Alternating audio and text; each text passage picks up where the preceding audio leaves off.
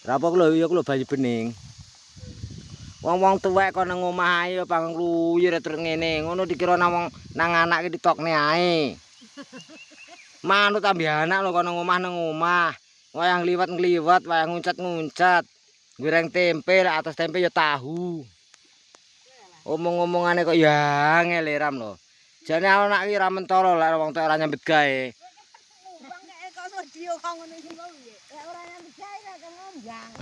Ngono kuwi. Aku ke barang nang wong tuwake jane nyambet gawe ki ra oleh, Mbah. Tapi ra oleh leren. Kon terus.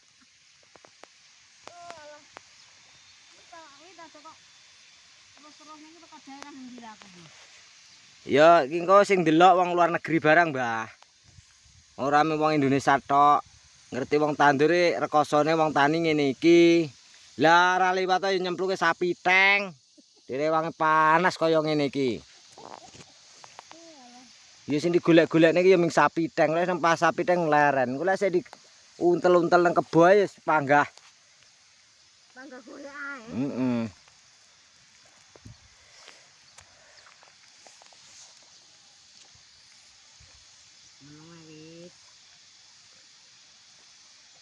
Ngene iki lho Lur, sorone wong tani.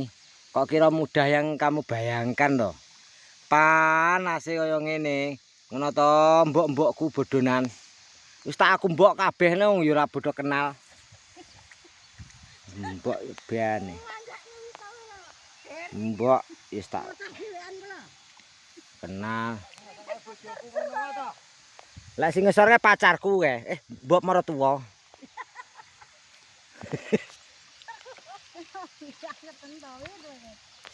Ngono kuwi. Hiburane wong tani iki ya ngene iki, Mbah, guyon.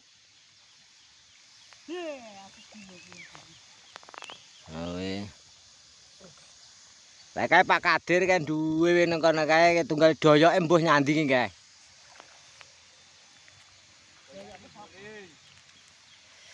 Oh, sorone wong tandur iki ngene iki. Lek dadi sego aja diguwaki. Lah kecer titik ya titik-titik pakane pitik. Lah ono diguwak. Ya sing anu direwangi kaya ngene iki lho. Aku ora pernah ale ngguwak sego. Yo ora entek titik diguwak, duncalne. Kecerne. Lawe ra enak ditumplek. Oh, alah kaya melas. Lah aku ki seneng sego mambu. Mambu ki wis ora enak lho, Mbah, mlayune nang pitik. Ya ngene iki lho rekasane wong tani, apa ana sing bagian plosok.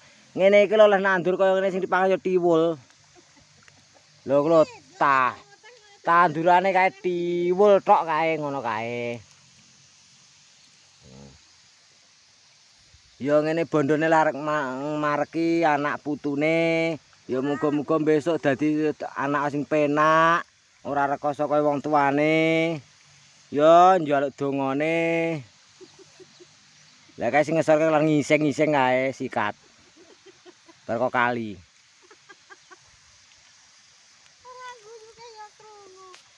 Toh, kowe iki benjo kepanasan Mbah tak hibur. Lah iki anakmu ora tau lek guyoni ngono paling.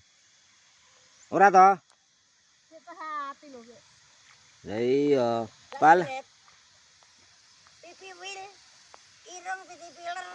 Lah lek ngono kuwi jenenge guyon. Lah aku bareng bapakku, mamaku mbiyen tak kudang kene.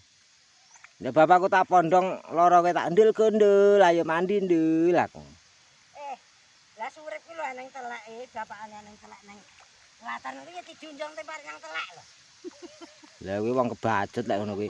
Kowe ngono kuwi wis ora usah diterokne dulur, kuwi wong bapake diplongne nang telek. Lah lek bapake kena telek disuwi, lah kok malah dikeki telek to.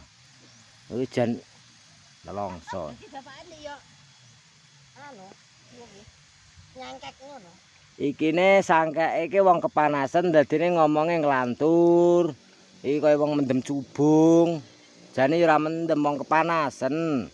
Golek sandang lawan pangan. Ditedhot krinten kelawan dalu. Tenan malangan satu. Heeh, wareg kanggo keluarga. Iso turah, limpah. Gemah ripah lo jinawi. Mengko jereke sinden gemah ripah lo jinawi. Prosese tandur ngono kuwi diitung sitok sanga sitok, mulakno lek dadi sego, nganu titik aja dibuak. Ngono, rekosane wong tani ngene iki. Titik blek tempat sampah. Giliran tek pakane pitik to. Ngu pitik.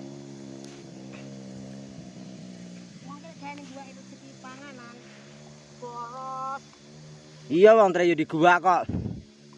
Angkat templok diguak kok. Iya. Angkatan wareg terus luwe. Taman iki sembarang lek temen lek anu masak iki dudu ukuran. Blok, blok, blok, blok, blok. Aku ora.